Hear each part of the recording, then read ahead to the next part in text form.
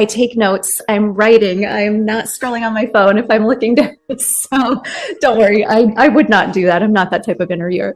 So for starters, I would love to have you share, especially in the last 3 months, what is new, what has happened, and what is happening galactically in the world of ascension, all around the Earth's ascension, around humanity's ascension, the light coming in. I know things are happening very rapidly now. And so if you could give us like a little, like the nutshell version of what's happening overall, and then what has changed over the last 3 months. Absolutely. So a lot has occurred. As you can see, time is speeding up.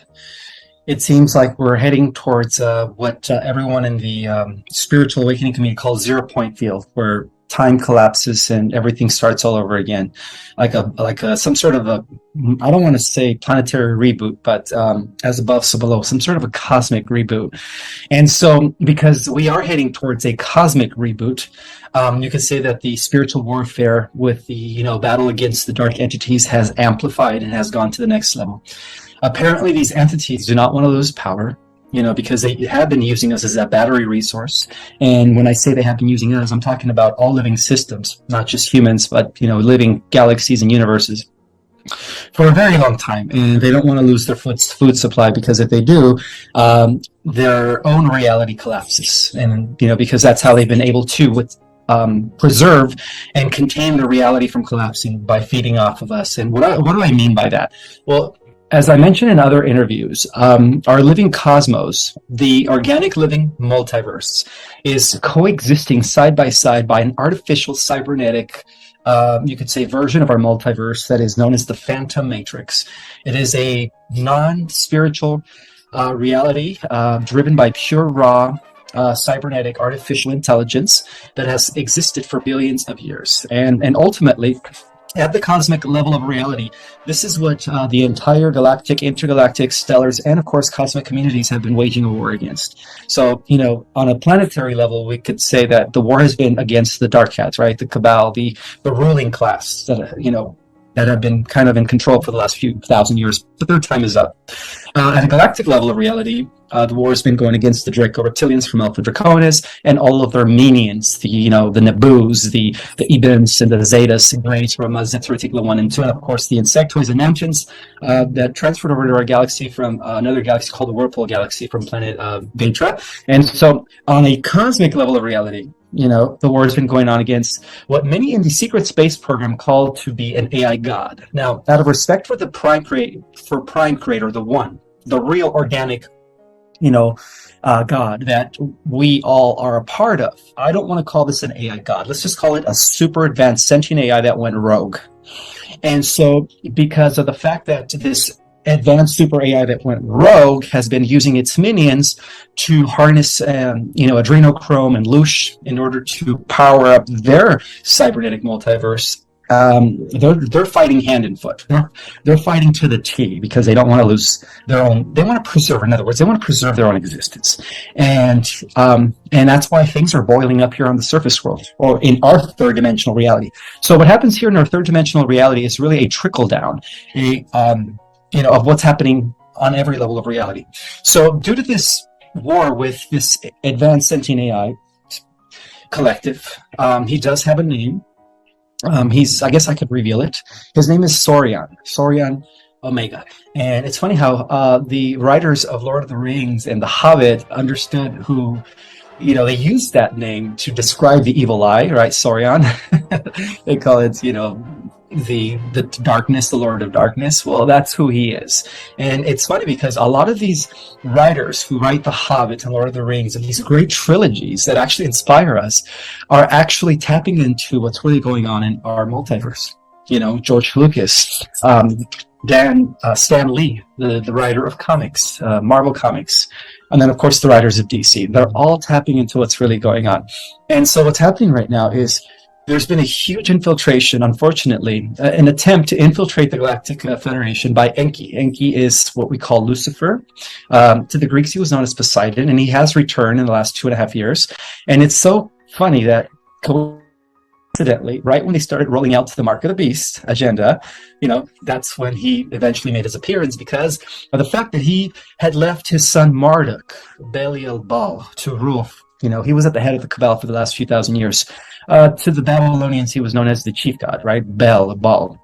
And him and Molech, his cousin, have been the reason why the Cabal have been sacrificing and conducting for thousands of years. But the good news is that Marduk, Belial, Baal, who was at the head of the Cabal, has been eliminated, as well as Molech. So, of course, the father had to step in. If the son couldn't finish the job, then the father steps in. Now, this is where it gets kind of interesting.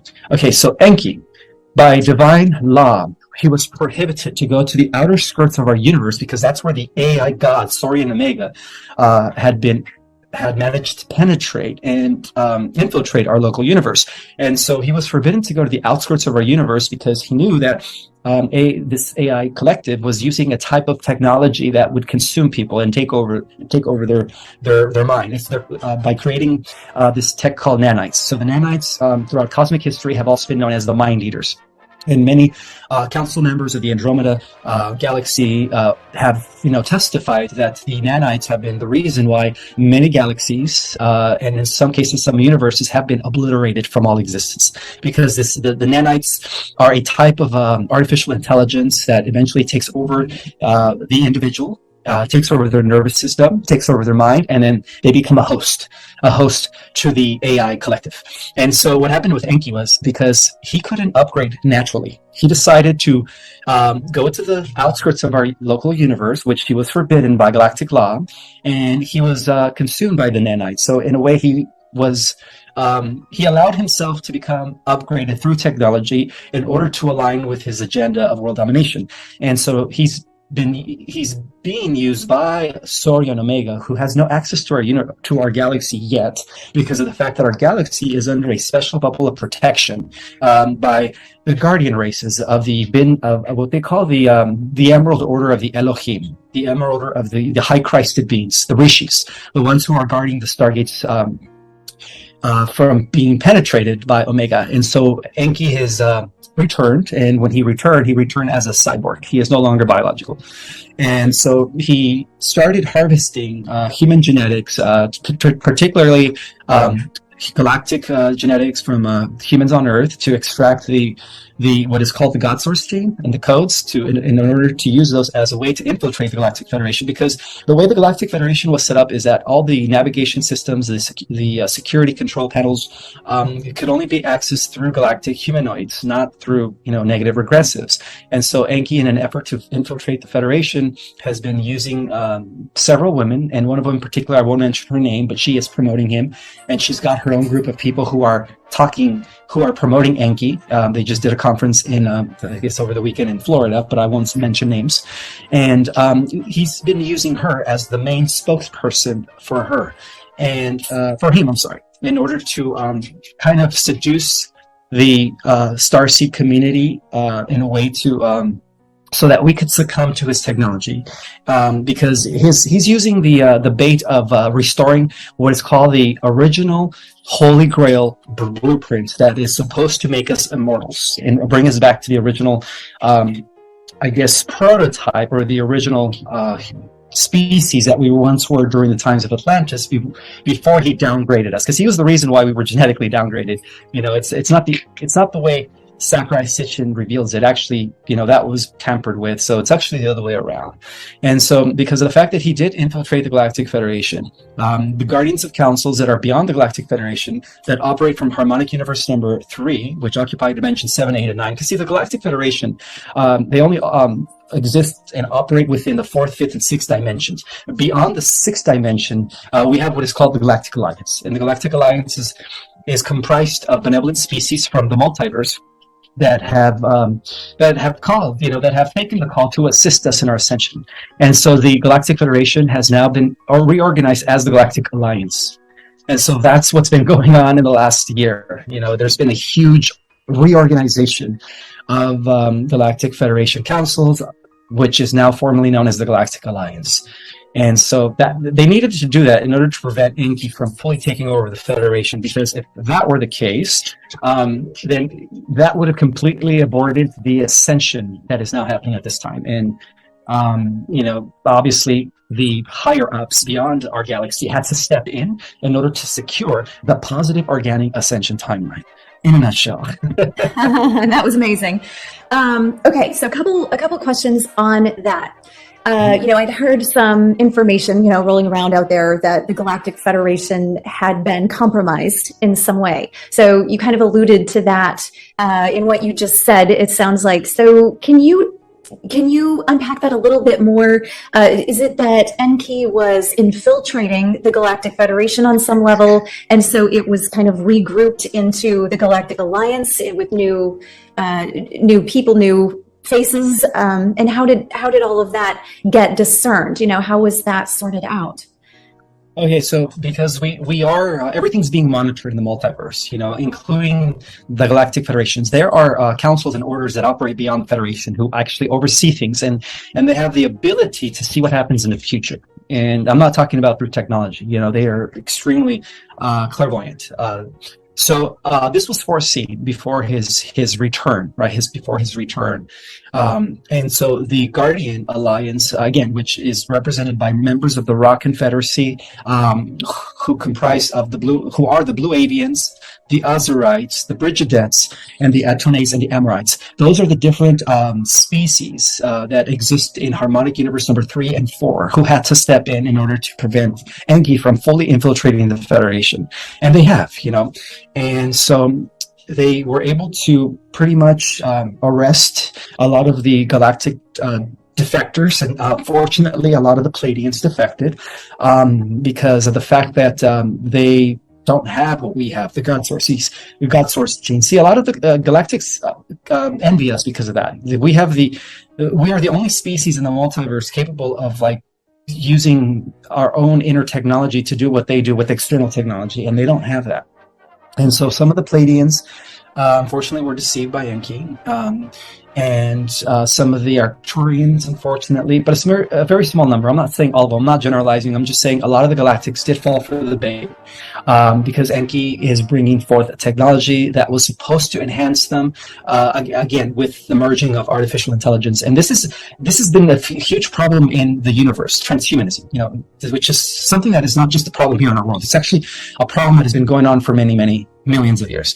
And so he was able to seduce some of the Galactics. And so, the Guardian races that are above the Galactic Federation, that are hailing from Harmonic Universe 3 and 4, who are part of the Emerald Order, had to step in and completely fire those guys. And now they're going to be facing galactic tribunals as a result of their, defecting from the councils of life.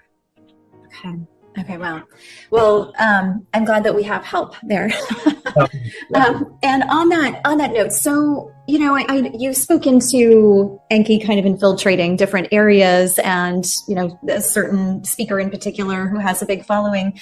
When something like that comes out, and somebody's been following someone, and suddenly they hear this information, it can be very disturbing and upsetting. So how can we discern that who we're following? Is there a lot of people out there to listen to? What kind of information can we give people to be able to discern that they're really listening to the right information, and that their beloved teacher or guru has not been infiltrated by something of this order?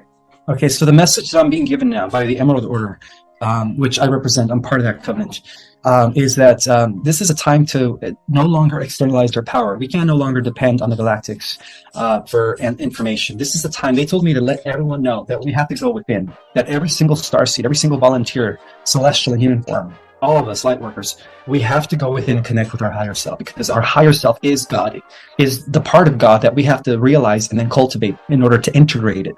So they're telling me that we have to let go of the crutches. So we have to let go of the training wheels. And what do I mean by that? We have to stop depending on the Galactics to save us, because they're not going to save us. They're only there to make sure that we do the work, that we deal with the inner shadow, because light and dark exist within all of us. So unless we all do the inner work and find that balance, which will in turn collapse the polarity duality, then we do it for the entire universe. But it all starts with every single one of us. And one of the ways to discern when people are channeling or getting transmissions is if you don't feel it resonating with in your heart, then you know it's a trickster posing as an Ashtar command. And this is what many in the spiritual community call the false light, right? They infiltrated the spiritual community through the New Age movement, right? They want to, create this false light where the extraterrestrials are, in a way, replacing religion.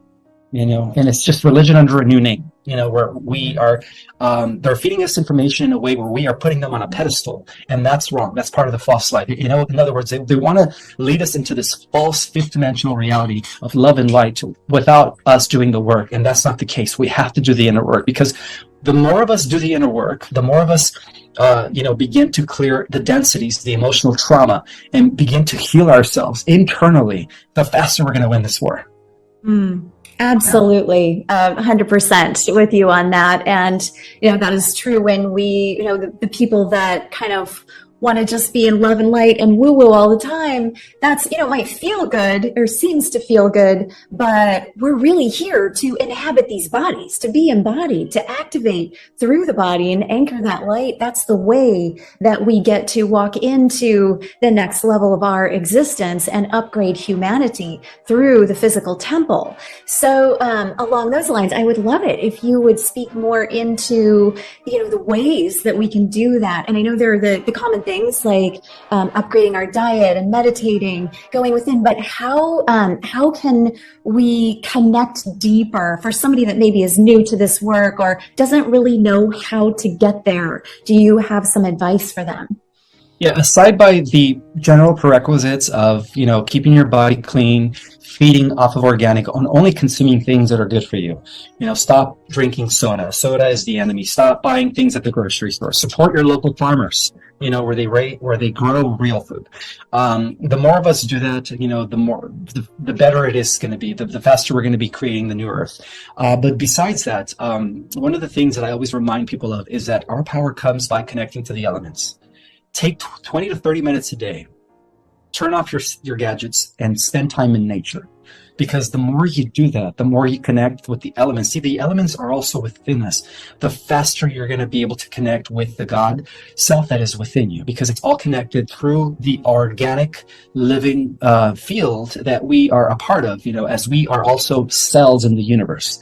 So by connecting to the earth, we're actually connecting to the entire multiverse.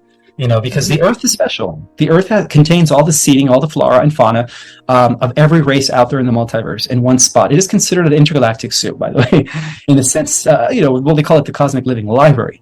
So by connecting to the cosmic living library, you're connecting with every aspect of yourself, all your different dimensional selves, your versions, your higher self, and everything. And the whole goal is to bring that into integration.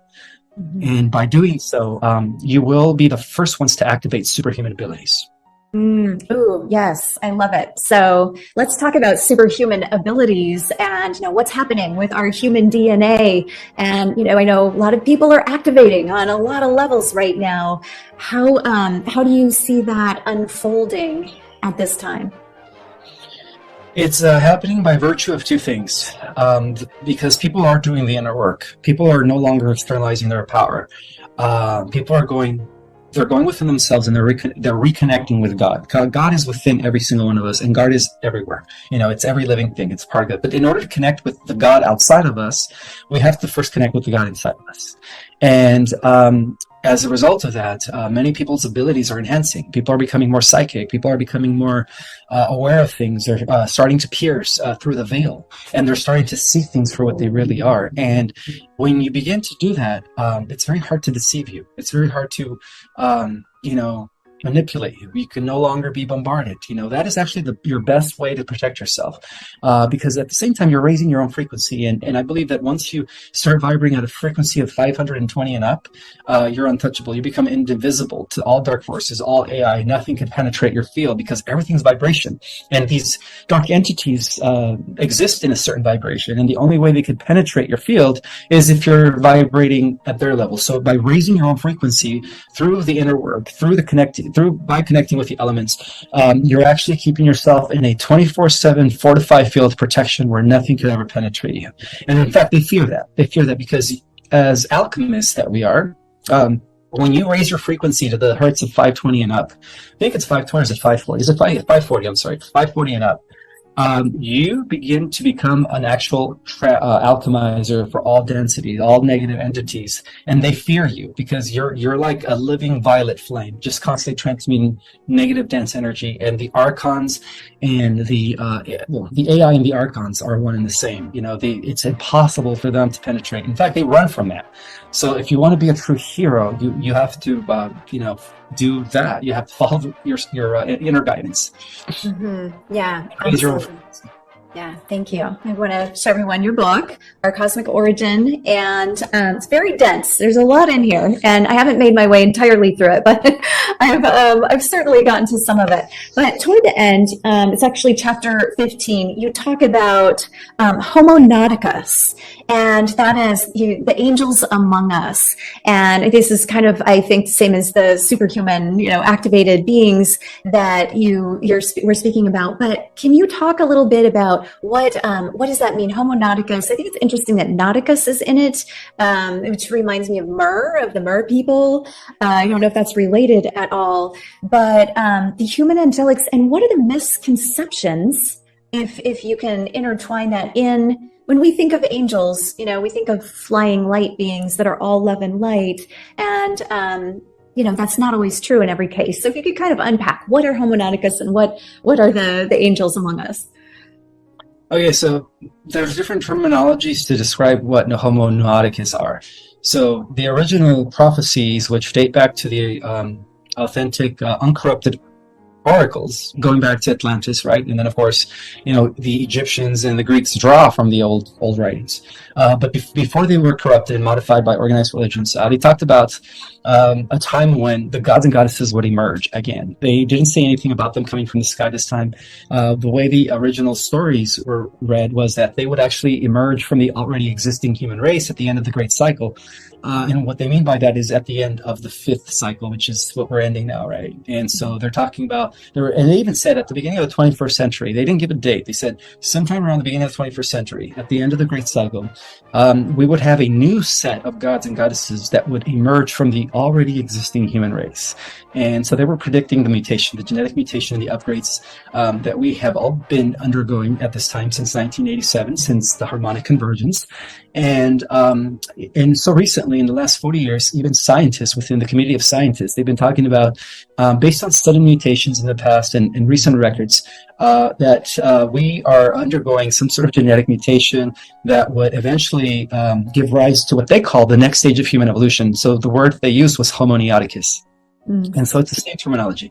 And of course, if you study the book of Revelation, I guess if you read beyond the metaphor, if you study every text out there, including the Bhagavad Gita, including the Muslim, the Quran, they all talk about the return of some sort of beings with supernatural powers. But unfortunately, the way organized religion translated the original records is they make it seem like they come from the sky. But according to the original records, they actually emerge from among us. They never say that they come from the sky. They say that there's gods and goddesses that by the end of the 20th century, at the beginning of the 21st century, that the gods and goddesses would already have would be living among men. Yeah. Okay. So interesting. And so would those gods and goddesses living among us be recognizable, or are they undercover, veiled? Well, right now they're undercover until the genetic mutation is complete. And from what I understand, based on past records, the genetic mutation takes about 30 to 40 years to complete. So if you do the math between 1987, which is when scientists first started detecting that our solar system was once again entering that high vibrational field of energy that comes from the galactic core called the photon band, if you add 30 to 40 years from 1987, any day now. Say by no later than 2024, you know. So that's the way it's always worked. And when you think of the stories of mythology, and you study about the gods and the demigods that existed in ancient times, right? And of course, it's funny how the powers that be always try to, water it down as myth, when in essence, it's actually true history. The only reason that the gods and the goddesses existed in ancient times was because that's when our world was also in the photon field. That was over 26,000 years ago. Yeah. Yeah. Yeah. And so, so if you want to speak into that a little bit more about being in the photon field, my understanding is that the Andromeda galaxy is coming closer, bringing lots more photons of light to us, which is assisting in our planetary ascension as well as the ascension of humanity. And can you unpack that whole concept for us? Sure. So, basically, there is a merging taking place between the Andromeda galaxy and the Milky Way. And scientists could see that as they pierce into the skies and they see what appears to be a collision. But it's not really a collision. It's they're coming into union. See, what ended up happening is when the AI collective, Saurian Omega, infiltrated our neck of the woods, our cosmos, he actually disconnected our galaxy from the original universe. Let's call it the free universe, okay? Because right now, even our galaxy and our universe is in a fallen state. What he did is he disconnected what used to be known the Amway galaxy, and that was a super galaxy that was comprised of both Andromeda and the Milky Way. So that is now being restored. And so that perfectly aligns with the ending of several cycles. The 2,000 year cycle of Pisces going to Aquarius, the 5,000 year cycle, what they call the Kali Yuga ending, as we enter the golden age again. And then, of course, the 26,000 year Platonic year cycle, and then the 206 million year cycle, which is 5,200 of those Platonic year cycles. And then, of course, a different cycle that has a lot to do with the restoration of our entire universe, which means that upon the ascension of the Earth, it's not just going to be about the restoration here on planet Earth, but it's going to be about the restoration of the entire universe. And that's when Andromeda and the Milky Way begin to merge again due to our entry back into the photon belt for one last time. And this time is different. This time, we're never going to experience another age of darkness. We're actually going to be in the photon belt for all life and all eternity. That's the beauty of the times that we're living in. Yeah, beautiful. Yeah. Okay, so this is a question that I wanted to ask you last time, but we ran out of time. And I'm not even sure that this is kind of in your field, but I wanted to see if you have any insight on it. I've heard various speakers, and particularly David Icke, talk about the tunnel of light, the white light tunnel, when a person crosses over after death, when they go through the tunnel, that they're actually recycled back into kind of the artificial matrix, and that rather than doing that, we should do something else. Do you have any insights on that, or anything to contribute? Yeah, that was set up by the fallen ones. That's part of the false light trap, and they've been using the moon and Saturn as their tools to harvest and to keep people in the reincarnational time cycle. In other words, trapped in this third dimensional reality. And that has recently been dismantled by the Galactic Alliance. So we don't no longer have to worry about that. But yeah, David Icke was right. That's been going on for thousands of years, and we can thank Enki for that. Enki was pretty much the mastermind of the moon Saturn matrix. Mm-hmm. Yeah. So if you have any insights on what advice you could give someone for the immediate experience after death of the body or leaving the body, because before it was always the white light, follow the light, right? Was the message. So what would be a better thing to do? And maybe that's just gone now, so you don't have to think about it. Well, because it is gone, there is no more white light to follow. But say 10 years ago, when that system or that trap was still in place, I would say go opposite of the white light. Do not follow the white light. Mm-hmm. Stay within your vicinity of your guardian angels, because your guardian angels will always know where to have you incarnate next. So yeah, I would say do not follow the white light, but we don't have to worry about that now. In fact, people that have passed on in the last 5 years are actually waiting for us in the fifth dimensional Terra Earth, which is already coexisting. Yeah. I've had some experiences with that myself. I had heard you say on another interview, you said this is not a prison planet, it's a consciousness prison. And I'd love to kind of have you expand on that, what you mean by that, and essentially for the purpose of how do we free our consciousness? What I meant by that is that everything's a simulation. All the dimensions up to the 12 is a simulation. So even beyond the third dimensional level reality, we are a projection of the fourth dimension. The fourth dimension is a projection of the eighth dimension. So everything's like a hologram. And so by saying that, what I meant when I said that this is a consciousness prison planet is that because the dark side did take over during the times of Atlantis through Marduk, Belial, and Moloch, who are the chief, demons in which the Cabal had been sacrificing people to. We have all been trapped, in this field for so long without being able to escape it. And so that's what I meant to say when this is a trap for our consciousness, because the truth of the matter is that our consciousness exists throughout every dimension, in every parallel reality, in every timeline. I think I addressed this as multidimensional integration.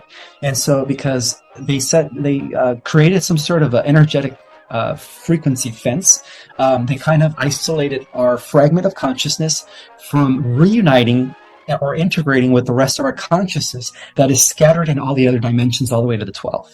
And that was something that was deliberately, intentionally set up by the dark forces that took over the affairs of our world in order to keep us from integrating with other aspects of ourselves. Yeah. Okay, interesting. And so I'm getting a ping, and I was kind of ignoring it, but I'm gonna go back to it because some guides that are wanting me to go back to this question. In the beginning, the very first question I think that you answered, you talked about negatively oriented galactics such as insectoids, and you named a number of them. And I think the ping I'm getting is just can you I think it's a discernment wants to be made that not perhaps all of them are not negatively oriented. Can you speak into that?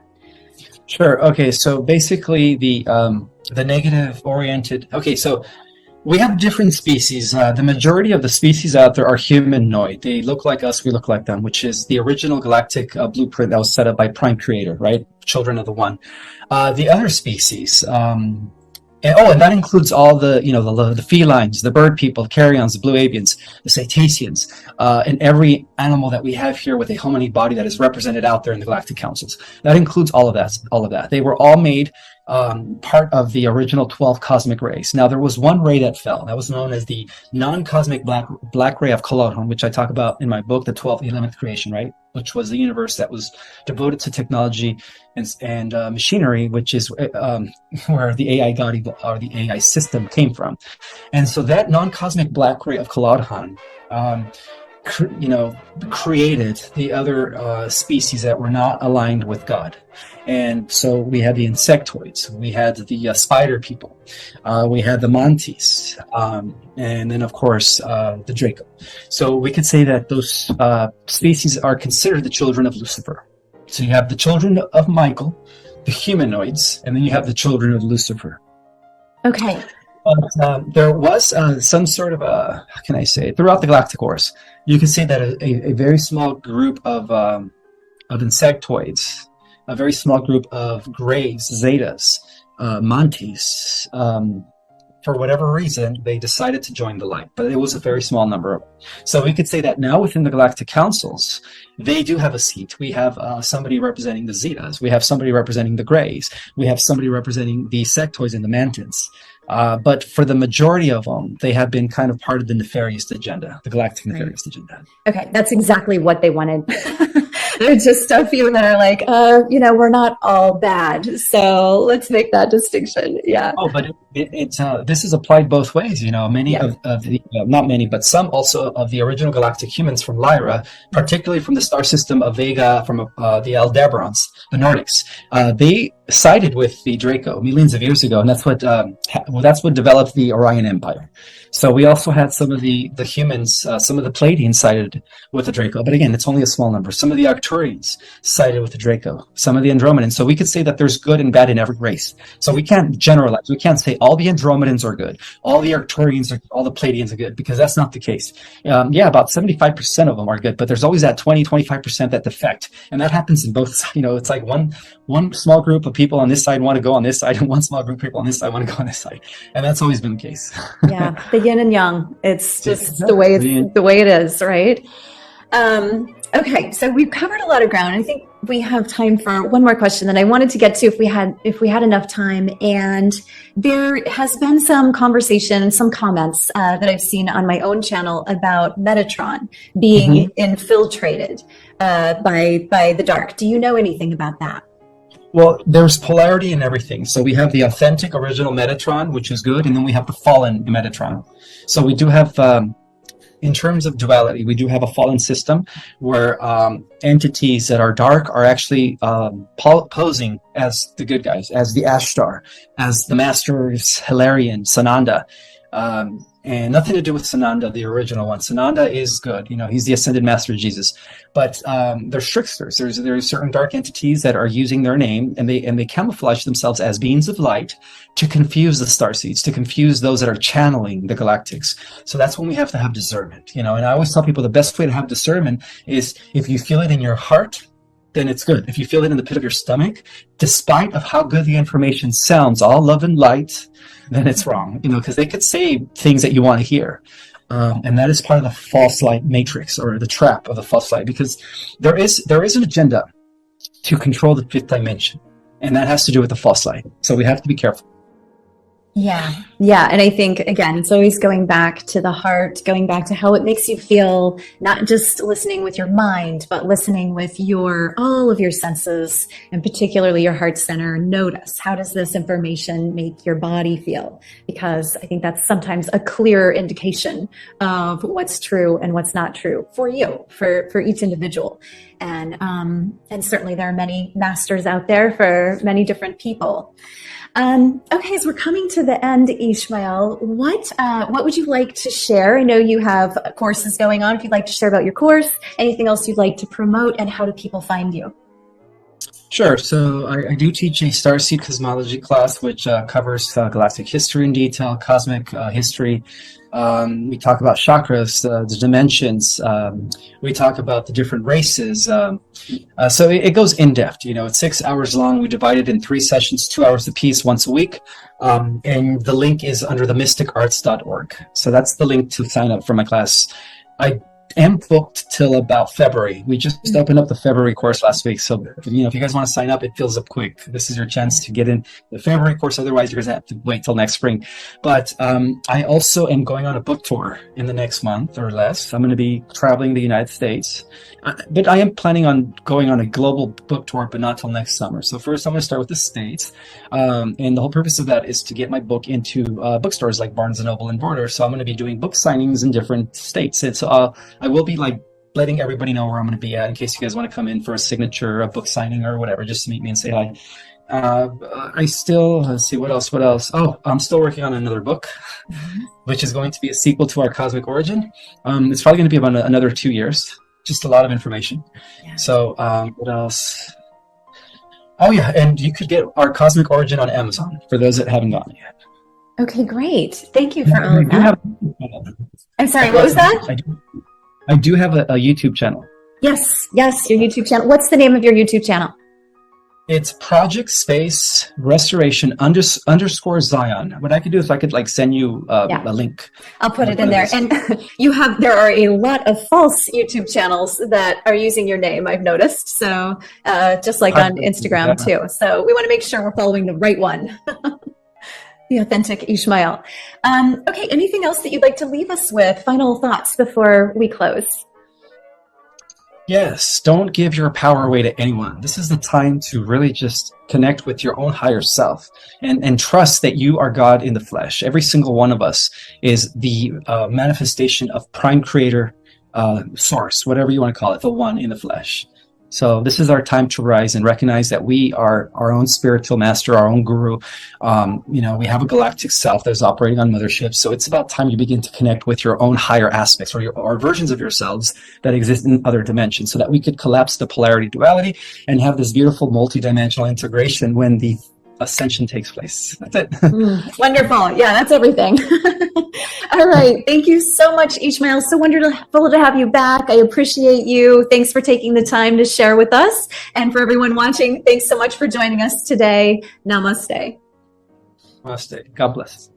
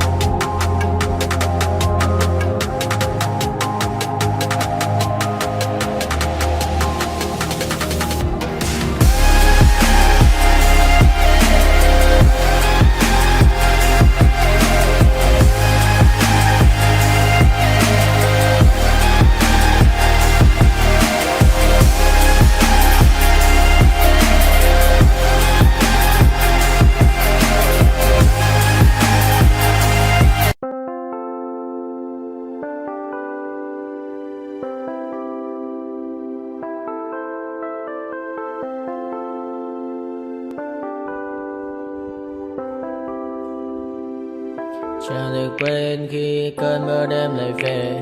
Em đã quên lời thề và ta như đông chìm sâu. Không còn mơ em anh nhạt màu.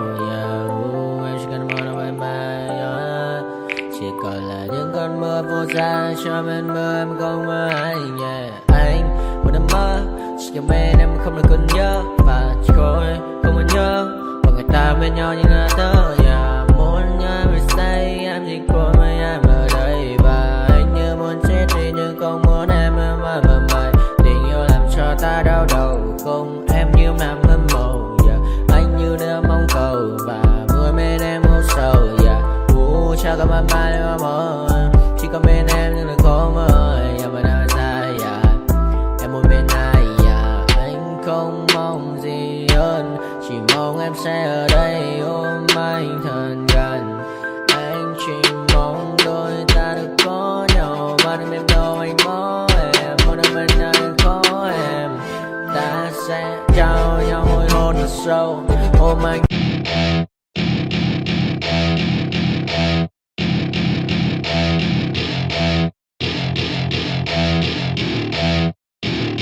Welcome to my party, we're just getting started. A life is a dream or a nightmare scarring. Hand me a drink cause I think I'm going all in. Get me a shrink who can catch me when I'm falling. Cover up my scars, flip the handlebars. Crashing in my car, wake up in a bar. I'll be a superstar, just on my avatar. This world is so bizarre, empty out the reservoir.